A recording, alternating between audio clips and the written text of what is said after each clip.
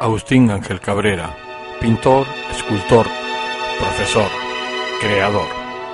Mi personaje de hoy, nacido en un año del siglo pasado en la calle Fontana de Oro, es alguien que les prometo no les va a aburrir. Lo conocí en 1969 y, aunque no se lo crean por su aspecto físico, fue profesor mío de dibujo. Reconozco que desde aquel momento me llamó mucho la atención su forma diferente de impartir clase, su trato con el alumnado, su rebeldía y no sometimiento al plan de enseñanza instaurado. Al paso de los años sigue sorprendiéndome que no haya cambiado un ápice 42 años después.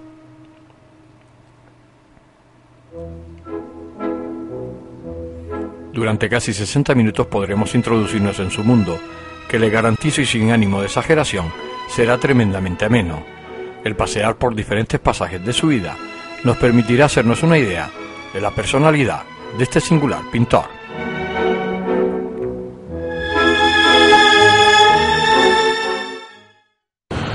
Agustín, ¿cómo recuerdas tu vida de niño? Porque tú naces en la calle Fontana de Oro, sí, que después se llamaría Senador Castillo Olivares, sí, ¿no? sí, de un día para otro, ¿no? A partir de una noche. Por la mañana llegaron unos tíos con una picota, lo cambiaron porque había por lo visto había un compromiso del gobernador con un individuo y se convirtió en senador Castillo Olivares. Hasta la fecha. Hasta hoy. Que no ha vuelto a cambiar. ¿Cómo son tus recuerdos de niño? ¿Cómo recuerdas aquella infancia? Bueno, la verdad es que mis recuerdos de niño no son buenos. Yo era un niño enormemente enfermo. Estuve hasta en estado de coma muriéndome. Estuve una vez 3 meses en cama, otra vez 5 meses en cama. Era un niño débil, era un niño...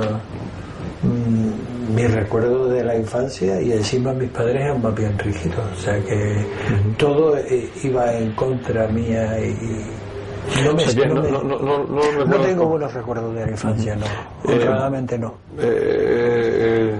Yo cuando hablo con mi mujer, que tiene unos recuerdos fabulosos de la infancia, yo creo que los mejores momentos de mi vida ha sido a partir de... A medida que he ido avanzando en la vida he tenido mejores recuerdos. Entonces yo personalmente me quedo con los recuerdos actuales que con los recuerdos de la infancia. Porque la época aquella, estamos hablando de los años 40, sí, finales de los 40, ¿se notaba la posguerra? ¿Tú llegaste a notar algo aquello de niño o no se notaba nada? Hombre, se notaba totalmente. O sea, era algo... La cantidad de desfiles que habían de chiquillos todo vestidos de cangrejitos, o ¿sí? sea, de falangistas y tal, en el cual yo quería también ser, porque a mí me gustaba aquello. Mi padre decía, jamás serás de eso. Más sobre todo estaba la OGE ya, ¿no? La organización pero juvenil española. Que mi padre estaba en contra de todo aquello, y entonces pues... Y tú estabas loco por apuntarte. Hombre, yo no tenía ni idea de lo que era aquello. Después se iba arriba al Tamadaba, yo me apetecía ir a Tamadaba. Jamás era nada de eso. Y tal. ¿Las navidades cómo las recuerdas tú de niño? ¿O tampoco me volvían loco las navidades? Hacíamos unos nacimientos grandísimos en casa pero tampoco. En líneas generales, mi infancia fue muy marcada por las enfermedades, me quedé como tanta medicina y tanta historia, me quedé como, yo diría que hasta tonta un poco en un tiempo largo. Entonces, es decir, los Reyes tampoco fueron para ti. No, los Reyes fueron siempre muy buenos, ¿eh? Sí, ¿no? Sí, honradamente, ahí no puedo decir nada, porque los Reyes siempre fueron Yo fui de los esperabas niños con ilusión? Sí. Bueno, una vez me hicieron una putada a mis padres impresionante, que se arrepintieron muchísimo de haberla hecho. Yo era un niño enormemente emotivo y de pronto cambiaron de sitio los Reyes.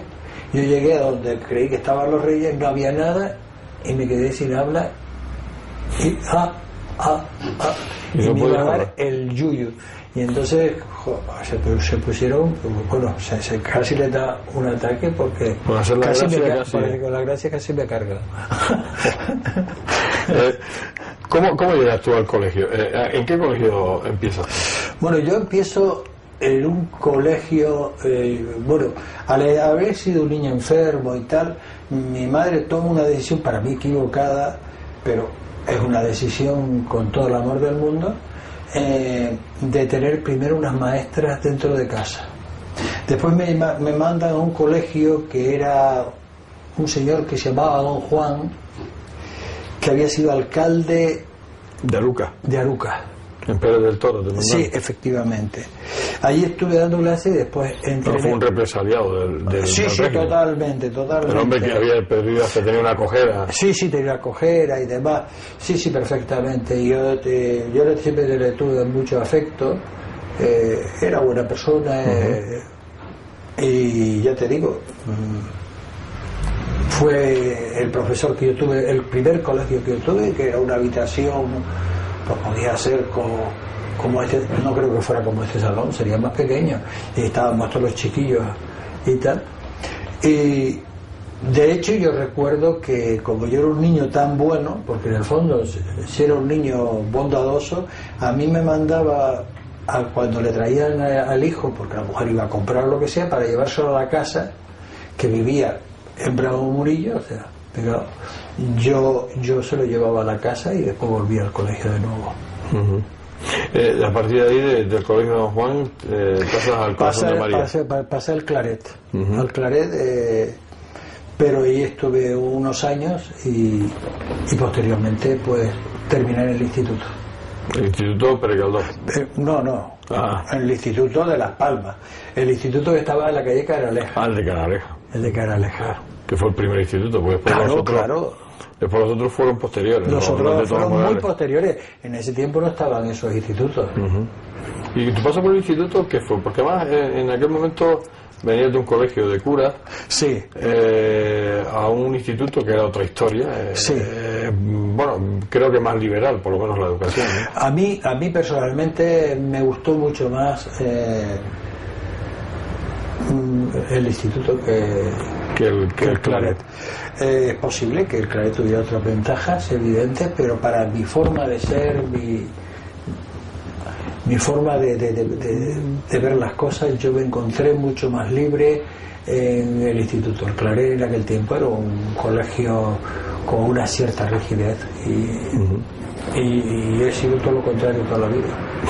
O sea, a ti eso de la rigidez como que no te iba, ¿no? Pues no, para nada. Yo soy, como profesor, el reflejo de mi pensamiento está en el trato que yo le di a mis alumnos, que era el que me hubiera gustado que tener yo. Eso no quiere decir que una cosa sea buena y otra cosa sea mala. Yo no parto de esa base, parto de seres humanos que sienten de una manera o de otra. Y cada persona debía de ser tratado, si fuéramos perfectos, en función de su pensamiento. ¿Cómo llega tu adolescencia y tu juventud? Me imagino que tus problemas de salud van mejorando al paso de los años. Yo a partir de los 14 años yo no recuerdo tener una enfermedad seria en ningún momento. O sea, que las tuviste todas de pequeño. Yo gasté las enfermedades todas de pequeño. La última tuve sinusitis a los 14 años y encima me rompí la cadera. O sea que ya no te podías caer. En aquel momento era complicadísimo arreglarlo, lo arreglaron como pudieron y he quedado más o menos bien, o sea, he quedado bien. Lo único, claro, que estéticamente pues tengo un pequeño tacón. Y que me han dicho muchas veces, hombre, si quieres quitártelo, te lo quitas porque te operas.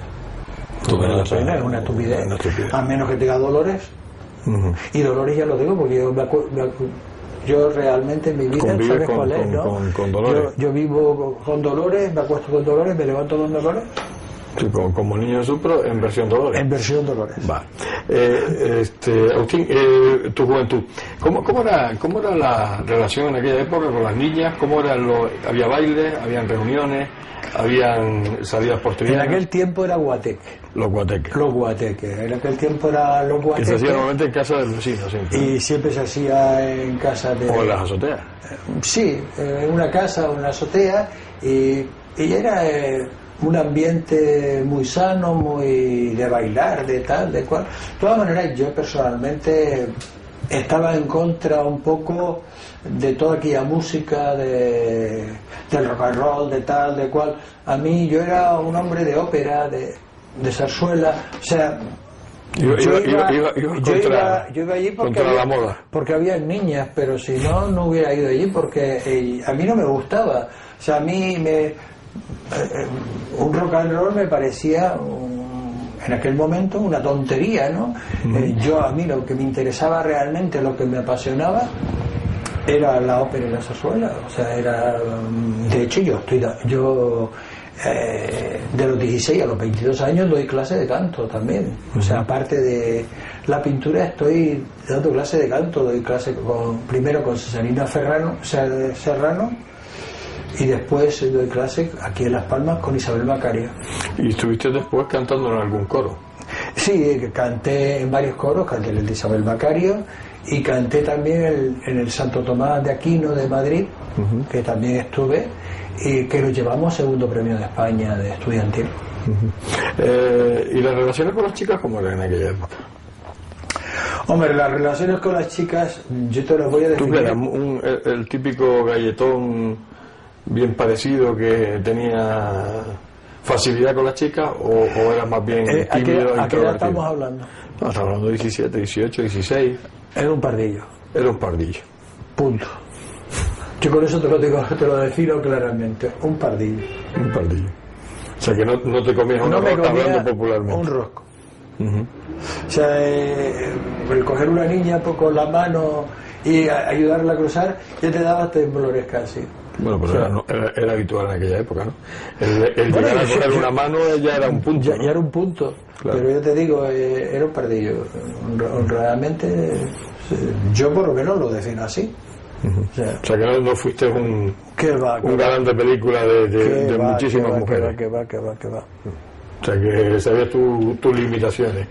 Bueno, las limitaciones, por lo menos de son carácter, las limitaciones, ¿no? Que se pone cada uno. Claro, de carácter, ¿no? Efectivamente. Entonces también eso influye muchísimo en la educación que te dan, el cual, todo eso es una influencia muy fuerte que se produce en esto, ¿no?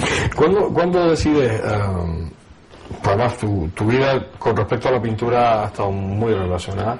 La pintura y tú han vivido un romance que aún hoy perdura. Sí. ¿Cuándo decides tú cambiar un poco el chip, irte a Madrid, irte a estudiar, hacerte profesor de Bellas Artes, dedicarte a lo que a ti te gustaba? ¿Cómo descubres tu inclinación hacia el dibujo? Bueno, yo inicialmente te digo que a los 5 años, yo me acuerdo perfectamente a los 5 años, con la tripa sobre el ladrillo, dibujando continuamente. Me imagino que les pintaba las paredes a tus padres. No. Me daban papeles y yo cogía con lápices y vengo y dale a dibujar con lápices de colores y con la tripa en los ladrillos. Te lo digo porque siempre decían que la gente que me iba a poner malo, que tal, que cual, que me puse malo por eso. Ya bastante enfermo estaba ya, pero no precisamente eso. Pero sí, realmente a lo que te refieres, que es cuando decido, mi padre se empeña en que yo sea perito industrial, que haga una carrera seria, y yo quiero hacer Bellas Artes, y entonces pues... Y sobre todo porque en aquella época Bellas Artes era como para morirse de hambre, ¿no? Bueno, era el concepto que había más que lo que realmente era. Pasaba, claro. Porque pero los pintores eran considerados unos bohemios. Sí, pero claro que había actualmente sí es para morirse de hambre, porque es que antes había un montón de plazas para dar clases de dibujo, claro. Y actualmente hacen cola como en todas las cosas. Pero él no quería, si lo quisiera perito industrial, me metió en perito industrial, ahí pues no funcionaba, y entonces un día me llamó, un poco instigado por su hermano y por mi madre, y me dijo que me habían matriculado en Tenerife de ingreso de Bellas Artes, como yo quería, y que había empezado hacía 2 días en los exámenes, pero que eran 15 días de dibujo, yo tenía 13, y que marché a Tenerife urgentemente, y ese mismo día salí para Tenerife, me presenté al examen, llegué 2 días tarde y aprobé el ingreso de Bellas Artes. Yo me había examinado también en perito industrial, y entonces cuando llegué, papá, he aprobado en Bellas Artes, me dice, pues vete a buscar las notas de perito industrial, vete a ver qué sacaste. Y yo cuando vi que tenía 2 aprobados, casi me da el yuyo. Entonces dice, ¿qué? Digo, todas suspendidas. No, pues si quieres ser un desgraciado, lo vas a hacer, sigue Bellas Artes. Ahorrador de electricidad Staminar. Tras muchos años de implantación en Canarias, les ofrecemos la posibilidad de ahorrar de un 10 hasta un 35% del consumo de su factura de electricidad. Tenemos un ahorrador que se adapta a sus necesidades, sea cual sea su tipo de negocio o industria. Muchos ahorradores puede encontrar en el mercado, pero solo Staminar ha demostrado su eficacia. No deje que los gastos abusivos de electricidad afecten su economía de negocio. Pídanos presupuesto sin compromiso al 928-481-249. Ahorrador de energía Staminar, la solución a sus problemas de exceso de consumo. Ahorre de un 10 hasta un 35% de su factura de electricidad.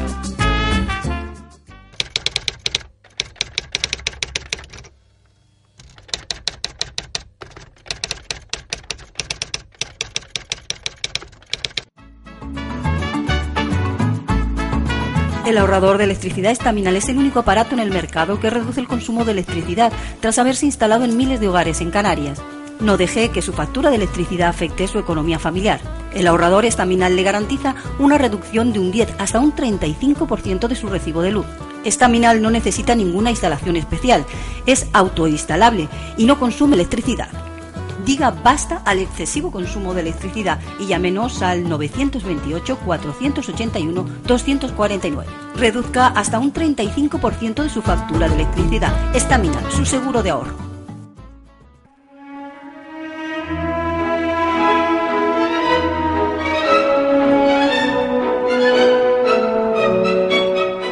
Su infancia de no muy buen recuerdo deja paso a una juventud llena de creatividad y de rebelarse contra la imposición que le lleva a estudiar la carrera de Bellas Artes, dejando a un lado lo que pudo ser un brillante futuro como ingeniero industrial.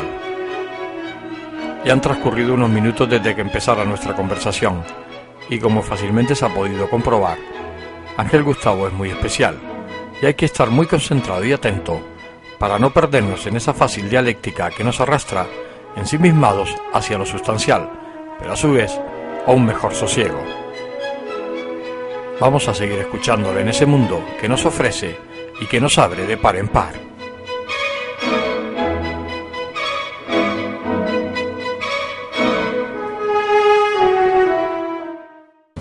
Hablamos de tu ingreso en la Escuela de Bellas Artes y decidiste irte a Madrid, a estudiar en San Fernando, en la Escuela de Bellas Artes. Sí, es que resulta que, claro... Porque además en Tenerife no se podía tampoco, porque ibas a estudiar en Tenerife. No, yo era libre, en Tenerife era libre, yo estudiaba aquí y iba... y era libre realmente a examinarme. Iba aprobando, aprobé el ingreso y aprobé el preparatorio, eso lo hacían muchísimos canarios. Y después, posteriormente, yo tomé la decisión, o quería tomar, de ir a Madrid. Pero el problema se suscitó en que no había dinero para ir a Madrid. Y entonces tuve que esperar un año para tener becas para poder conseguir una beca. Sí. Y llegas a Madrid y ahí te cambia un poco el chip, ¿no? Ahí me cambia todo el chip. Inicialmente me doy cuenta de lo preparadísimo que voy. El profesor de pintura me pregunta, después de un año de estar pintando, si he pintado en mi vida. Y el profesor de dibujo mira mi mi dibujo con auténtica pasión y me dice: qué desastre. Y yo me puse con fiebre. Entonces me puse malísimo. Me estaba... Y decido volverme a Las Palmas porque yo me doy cuenta que los niveles que hay en Madrid son tan altos con respecto al nivel que yo llevaba que era imposible de todo punto llegar. Y entonces, comentándolo con un compañero también que iba de Las Palmas, de los Romero Girón, resulta que le digo: mira, Luis, yo me marcho para Las Palmas. Dice: yo no me marcho porque estaba igual que yo, porque mi padre me mata. Pues no, había ido en contra de su padre también. Y entonces pensé yo que también mi padre me podía matar. Y entonces pues nos quedamos allí. Y ese año pues digamos que aprobé por los pelos, con un complejo terrible, pero aprobé. Y al año siguiente, sin embargo, fui a premio ya. O sea, fue ya que la explosión totalmente, llamó muchísimo la atención mi pintura, era diferente al resto de las pinturas que había allí. Ellos tenían una pintura más bien castellana, la mía era más bien afrancesada, no sé por qué, porque no había tenido profesores en ese sentido. Y cambió todo en mi vida a partir de ahí. Terminas tu carrera y te vienes para casa. Bueno, en realidad yo me llevo el premio de la Fundación Rodríguez Acosta. Estuve un mes en Granada, sufragado por... ¿Pero ya termina la carrera o todavía estudiando? No, todavía estoy en la carrera. Y entonces me hablan para que me presente, para presentarme, porque había que los profesores se presentaban para la beca a París. Pero en aquel momento la economía de mi casa era muy enormemente justa, y yo decido que no me presento a la beca a París. Y entonces lo que hago es que realmente pues me voy a Lanzarote de profesor.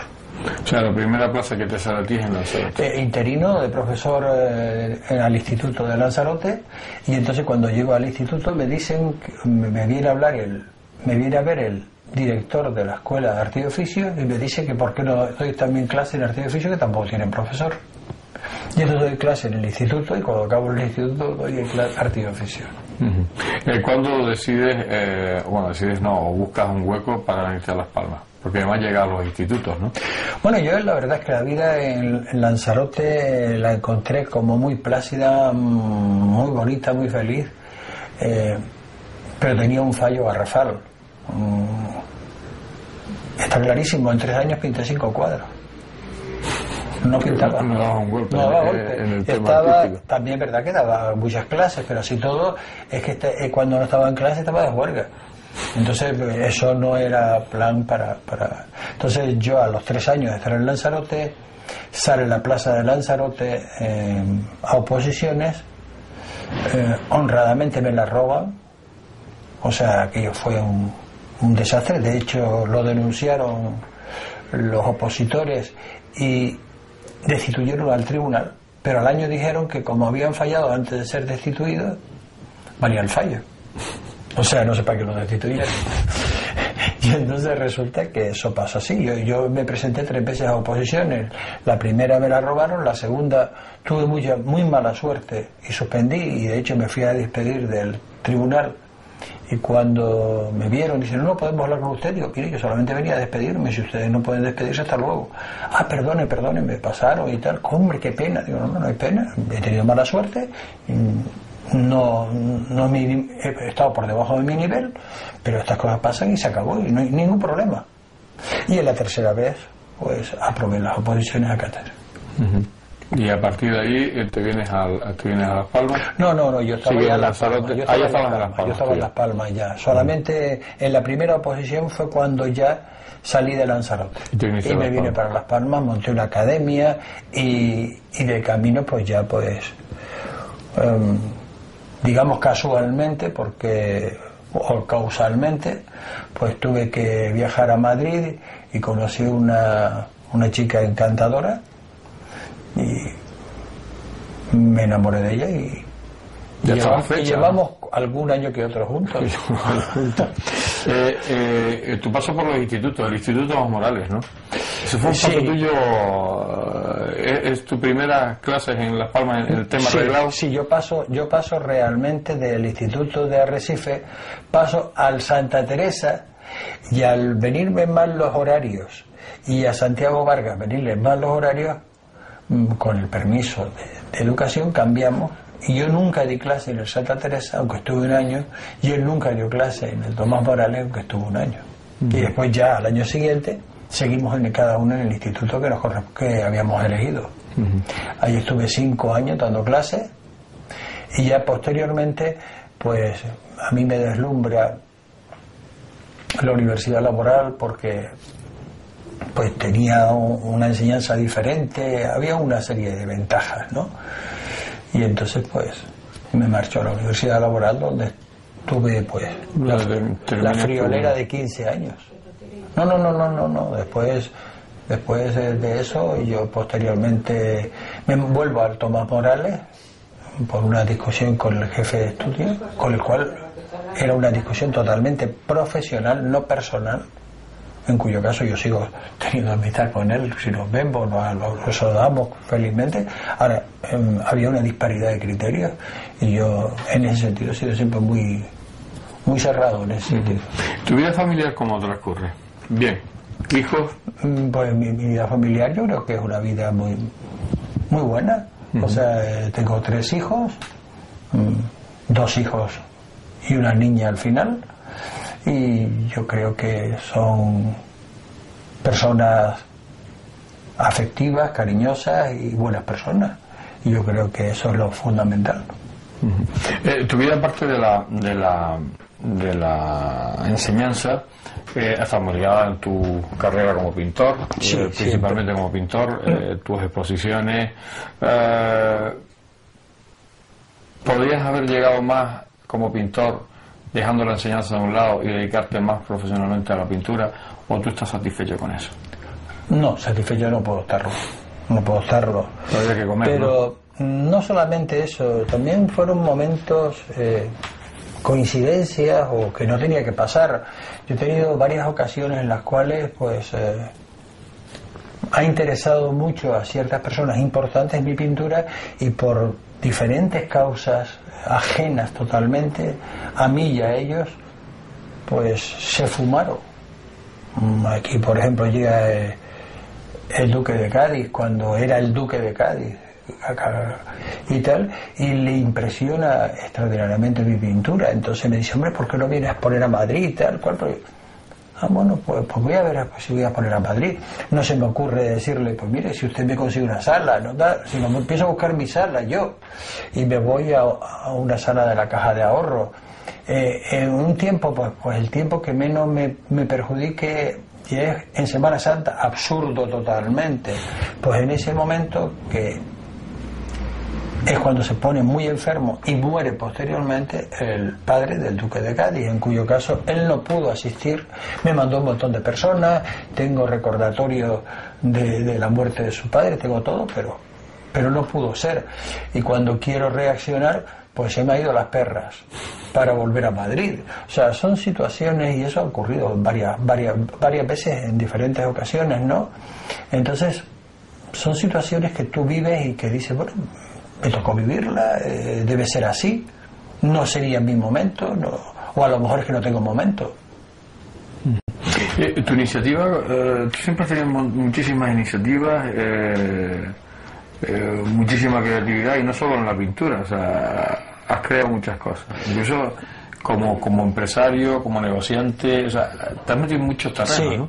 Bueno, yo realmente siempre me he metido, pero siempre en función de la pintura. O sea, yo siempre pensaba que si yo ganaba mucho dinero podía potenciar mi pintura, que si yo me metía en política pero no me involucraba en la política, sino estaba al borde de la política, podía mejorar, ayudar a mi pintura. Siempre había un poco de...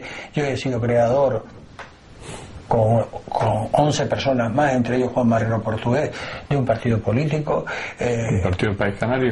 País Canario. Yo he hecho pues una fábrica de velones en Santander.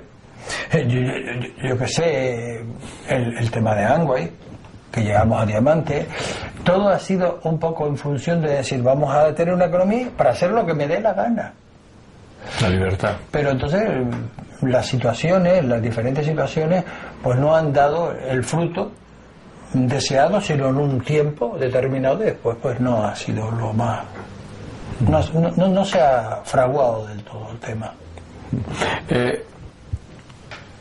Me imagino que no cambiarías nada de lo que has hecho, y me refiero como pintor, que es decir, como pintor te sientes realizado, te sientes que has llegado, que por lo menos que has llegado a sentirte cómodo con tu pintura, que haces lo que realmente quieres, independientemente de tu éxito, no éxito, de tus ventas, no ventas. Bueno, yo te digo lo que sé, yo creo que yo creo en mi pintura, pero creo que lo que si pudiera ponerle un pero es que podía haber tenido más encargo, en otra posición podía haber tenido más encargo, podía haber hecho más obra de mural, que yo creo que yo sobre todo soy muralista, sobre todo soy un hombre que domino el ritmo, las formas, la grandiosidad, y entonces eso me queda un poco como descolgado, no del todo satisfecho.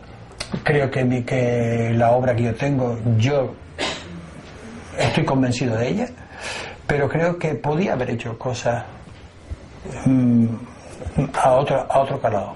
Lo que pasa es que me imagino que son intereses creados, o sea, y hay que estar pegado a algún lado, ¿no?, para conseguir cosas, ¿no? Y a lo mejor tu independencia te lo ha impedido. Tu ser independiente. Indudablemente el no ser la pelota a nadie y el estar totalmente independiente de todo y hacer lo que te da la gana, se paga. Y ese es el precio que se paga. O sea, a mí personalmente he tenido oportunidad de ceder en esto o en lo otro, sin bajar, sin ser nada que fuera terrible, ¿no? Y sin embargo no lo hice en ese momento, no lo hice. A mí se me ofrecieron multitud de cosas que yo no acepté, y entonces, sino que creía, yo partía de una base fundamental: si eres un buen pintor, si tienes una buena pintura, vas a salir de todas maneras. Eso es una realidad que no existe. Hay otros componentes que son tan influyentes o más que tu pintura, y entonces pues no es lo mismo, no hay una posibilidad de aunar una cosa con la otra. O sea, de hecho muchas veces se ven cuadros de pintores con una gran calidad y son anónimos. ¿Por qué son anónimos? Porque es que resulta que ese pintor no triunfó en su momento, pero tiene una gran obra. Entonces eso es así, y la vida es como es, y hay que aceptarla como tal. Claro.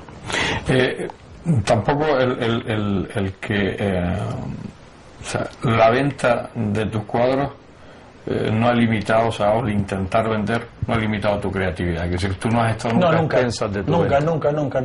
A mí me han ofrecido cosas que se pagaban más o menos bien, pero ya tenían unas trazas determinadas, y he dicho, no lo hago, y se acabó. O sea, no. Yo ahí sí he sido bastante honesto conmigo mismo, con mi espíritu y con mi forma de pensar, y mi mujer siempre me apoyó en ese sentido. Que puede estar más apretado o menos apretado, pero tú haces lo que realmente quieres pintar. Sí, siempre he hecho lo que he querido pintar. Hombre, si tú presentas un boceto, no vas a obligarle a que coja ese boceto, puedes hacer otro y otro, pero siempre dentro de tus parámetros. Nunca, me pintas este chalet y tal. Mira, su chalet no me interesa para nada, yo no voy a pintar ese chalet, y si quiere le doy direcciones de quiénes le pueden pintar ese chalet, porque con hacer una fotografía tenía de sobra. Eso no es así, ¿entiendes? Entonces depende de... No he hecho, sino siempre he pintado a mi gusto, y cuando he hecho las cosas las he hecho a mi gusto, y si no, no las he hecho. Esa es la realidad. Pero bueno, también era eso así cuando era estudiante. Estudiaba lo que me gustaba, y lo que no me gustaba tampoco lo estudiaba. O sea, es así un poco. Es una forma de enfoque de la vida que quieras que no, hay personas que son bastante flexibles en ese sentido y aceptan cualquier cosa, y otros que son, yo qué sé, son personas que no te aceptan las cosas, no sé por qué, porque son rígidos, probablemente yo sea rígido y no lo sepa.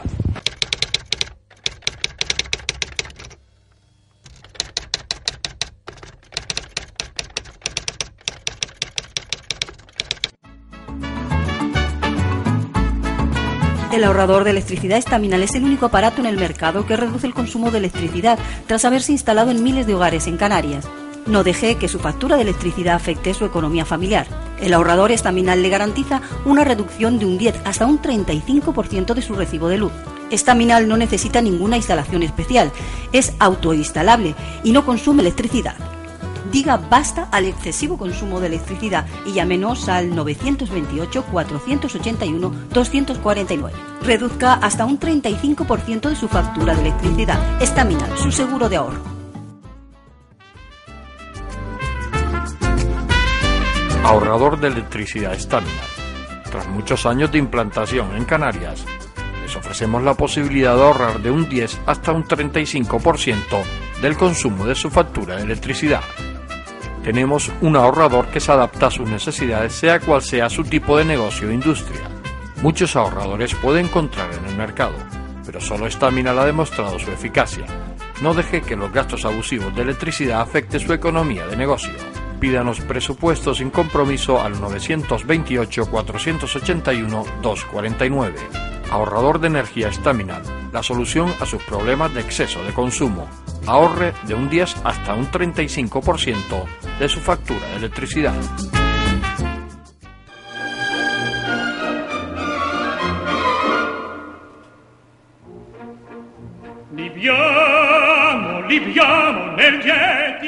Sus años de profesor del Instituto Tomás Morales, de la Universidad Laboral, su caminar por el mundo de la pintura negándose en todo momento a bajar las rodillas a cambio de la fama y promoción, unido a su feliz vida familiar, hacen de Ángel Gustavo un luchador innato contra lo convencional, siempre bien acompañado y apoyado por Mariló, su musa vitalicia.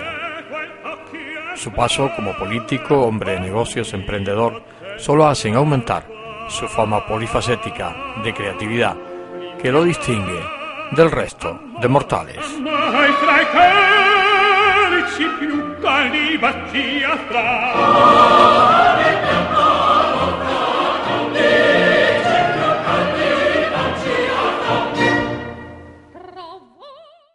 ¿Cómo te sientes, Agustín, hoy en la actualidad? Hombre, mira, en este momento me siento, por una parte, libre totalmente, pero por otra parte, muchas veces pienso que lo que tenía que hacer es volar fuera. Volar fuera porque yo me encuentro físicamente muy bien, pese a que ya soy un hombre jubilado hace ya unos añitos y tal, pero me encuentro muy bien. Pictóricamente creo que estoy... Hace años que estoy maduro y ya llega un momento que la maduración es total. Además, sobre todo porque en los últimos tiempos has podido estar dedicado 100% a tu pintura. Pues sí. Lo único, claro, que siempre queda esa pregunta que yo me hago es la siguiente. Yo, por ejemplo, he hecho la obra pequeña, estos bodegones en el aire, que ha tenido bastante aceptación, por lo menos ventas ha tenido, ¿no? O sea que entonces quiero decir que ha tenido bastante aceptación. Pero yo me siento como un corredor de fondo de gran maratón corriendo los 100 lisos. O sea... no te han dado terreno para correr. Para mí ese terreno es muy corto. Yo necesito grandes dimensiones. Creo que donde más me he lucido siempre y donde más me siento más cómodo y donde me siento más bien y donde siento más emoción también a la hora de trabajarlo y hasta más miedo, que también es emoción, es cuando me encuentro ante una pared desnuda inmensa y entonces puedo hacerlo. Esas posibilidades no se me han dado. Por lo que sea, no quiero decirte por qué, porque no lo sé, pero no se me han dado. O sea, he hecho murales indudablemente grandes, pero nunca las cosas que a mí me hubiera gustado hacer. Yo tengo bocetos de trabajos que yo he hecho, muy estudiados y que me encanta y tal y cual, con ritmos, con formas, porque el mural, olvídate, el mural no es pintar un hombre al lado del otro, como muchas veces veo por ahí. El mural son ritmos, son formas, y el que sea figurativo solo implica el que se forma a base de seres o de lo que sea. ¿Tu independencia política te ha pasado factura, entonces? Pues sí me ha pasado factura. Yo tuve mi ocasión. Yo no sé si se puede decir que Juan Rodrigo de me vino a buscar. De hecho, yo le hice un retrato y me prometía lanzarme, pero tenía que pertenecer a un partido, bueno, al PSOE. Yo personalmente no tengo nada contra ningún partido y voto al PSOE, más de una vez lo he votado, pero una cosa es estar casado con ellos y otra cosa es votarlos en un momento determinado porque crees que lo han hecho bien. Lo han hecho bien, o pueden hacerlo. O pueden hacerlo bien. O no votarles porque lo han hecho bien. O no votarles porque me he quedado hasta las narices de ellos también. Pero esa libertad la tiene el que está fuera totalmente de la política. Yo tuve una época de política en la que creé con Juan Barrero y una serie de señores un partido y estábamos, pero eso es, yo que sé, un sarampión de juventud treintañera. Ya después ya ves las cosas de otro punto de vista y no quieres. ¿Te ha quedado alguna espina clavada de algo que quisiste hacer y no pudiste? ¿O te arrepientes de algo que quisiste y hoy no hubieras hecho? Hombre, siempre hay cosas que podías haber hecho. Una cosa, la vida es como caminos, ¿no? Tú tomas un camino o tomas otro. Muchas veces pienso que si hubiera tomado este camino en vez de tomar el otro, los resultados hubieran sido diferentes. Pero solo miro la parte positiva. También al tomar ese camino tendría otra parte negativa, en la cual no conozco. En cuyo caso, yo creo que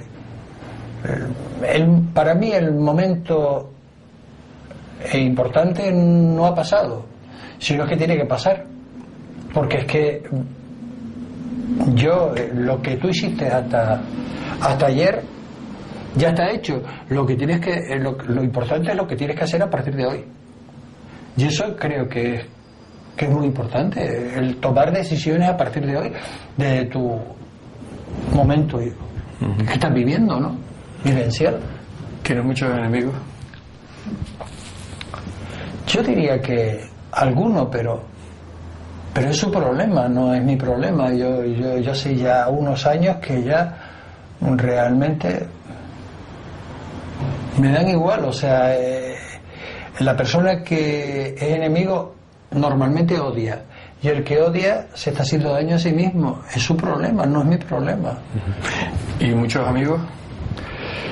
Tengo unos cuantos amigos, no muchos, pero unos cuantos. Sí tengo. En este mundo artístico, ¿se crean más amigos que enemigos o se crean más envidias que otra cosa? Yo creo que es un mundo enormemente competitivo, en el que además sálvese el que pueda, ¿no? Un poco, y por otra parte también existe la situación de que no hay un medio de medirlo, en cuyo caso todo puede valer. O sea, es que es real, es que ten en cuenta que en tenis, que es un deporte que yo veo como muy sano, pues el que gana es el que gana. Pero en pintura cuando a mí me dicen, por ejemplo, una persona que está metido en arte, es que el fútbol no me gusta porque hay muchas trampas y mucha injusticia. Entonces, señor, usted odiará al arte porque ahí no hay más que eso, en gran medida. O sea, se puede producir todos los hechos porque no es objetivo, es subjetivo, en cuyo caso es todo posible. Tienes muchos proyectos. Al día de hoy, con tu edad, tienes unos proyectos, tienes muchísimos proyectos. Tienes una ilusión, la misma que tenías hace muchos años. Bueno, yo te voy a decir una cosa. Yo en este momento hay una cosa que siempre me ha faltado a mí, y es que alguien se ocupara de la otra parte de la pintura, que es la que menos me ha interesado.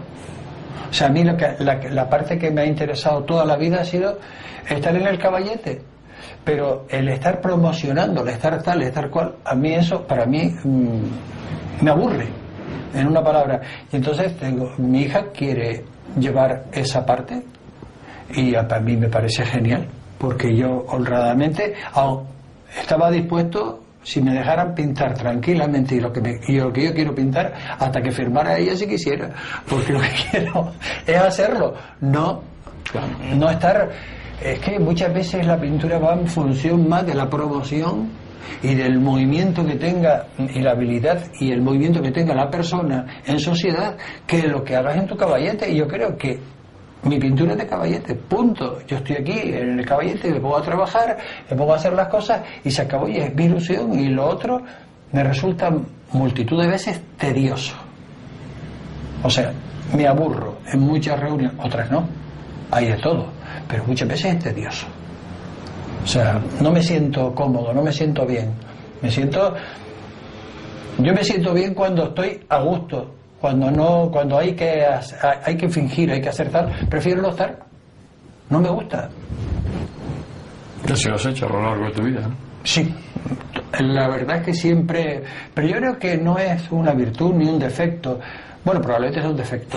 Para esta sociedad. Para esta sociedad. Entonces, es realmente lo que sientes, y entonces te empiezas a sentir mal, y llega un momento en el cual pues no puedes aguantar aquello. Eso me pasó con las asignaturas que no me gustaban, eso me pasó con los profesores que no me gustaban, eso me pasó... Sí me ha pasado. Es una cosa que a lo mejor es que me falta algún tornillo en la cabeza, y entonces ese fallo del tornillo pues el que me da esa situación. Hay personas, sin embargo, que ante la presión esa se sienten muy bien. Yo me siento muy mal. Esa es la realidad. Vamos llegando al final. ¿Cómo te gustaría que fueras recordado? Bueno, mira, tengo una de las partes que tengo como recuerdo, creo que la tengo conseguida, que es como profesor. Yo siempre he dicho que he sido un padre permisivo y un profesor permisivo. Profesor y un padre que ha intentado ayudar a sus hijos, a sus alumnos, y que le ha derramado afecto. Y yo creo que eso sí lo tengo conseguido. Con respecto a la pintura, me gustaría que me recordaran por algunos murales que todavía no he hecho. Aunque ya, claro, cada vez pasan los años y cada vez subirte un andamio a pintar un mural es un poquito más complejo, ¿no? Pero todavía me encuentro físicamente muy bien, pese a los años.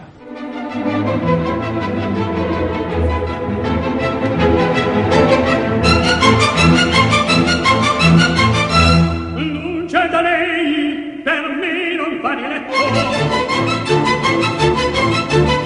volaron già 3 lune da che la mia Diletta agì per me lassù. Parece increíble que haya pasado casi una hora desde que empezamos a hablar. El libro abierto de Ángel Gustavo no ha terminado, pero los imperativos de televisión no nos dejan más camino que ir finalizando. Se nos quedan muchos tramos de su interior por llegar, que estoy seguro que en algún momento nos dará para hacer una segunda parte.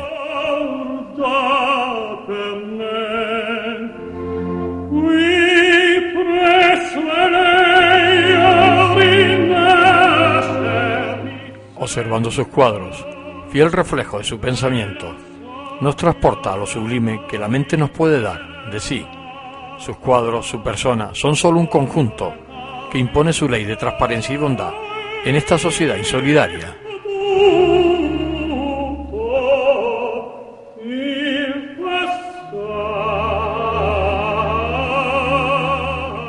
Su alejamiento de la clase política en alguna ocasión le pasó factura económicamente, pero que no solo no ha hecho que bajara la guardia en su independencia, sino que ha logrado crear un muro que impide ataques desordenados a su estilo y formas maravillosas de pintar.